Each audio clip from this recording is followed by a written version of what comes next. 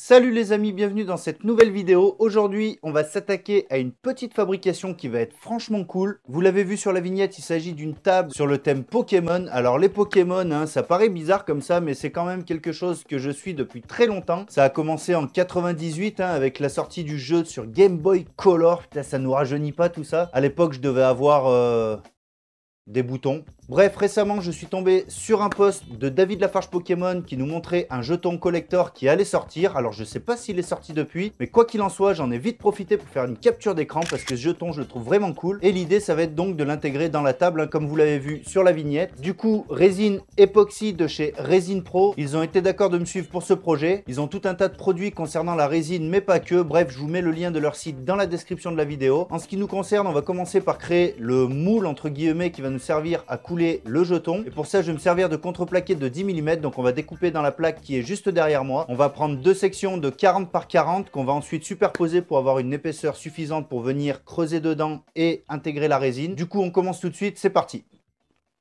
Abonnez-vous.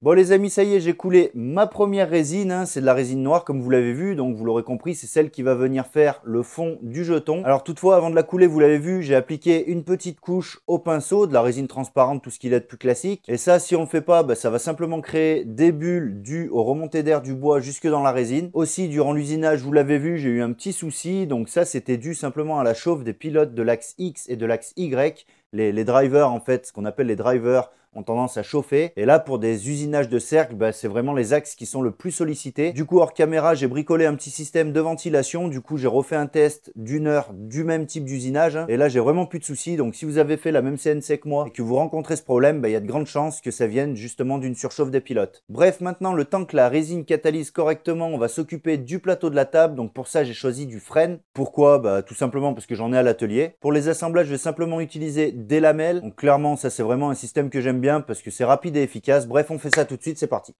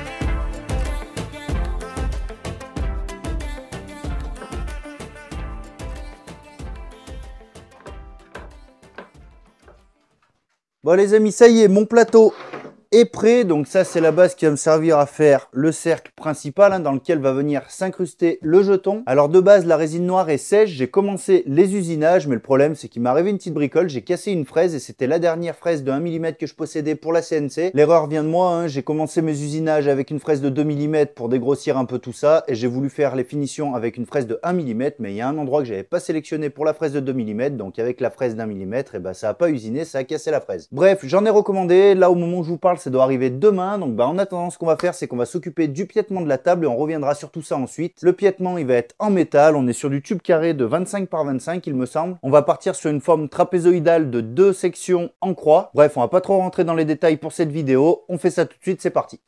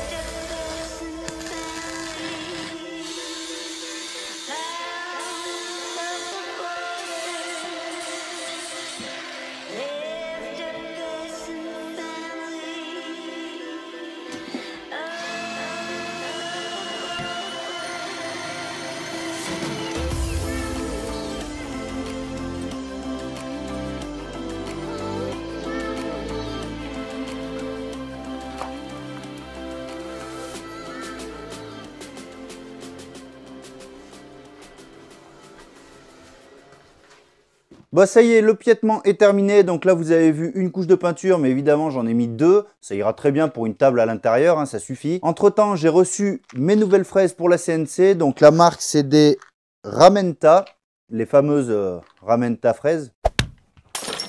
Et oh, ça va, ouais.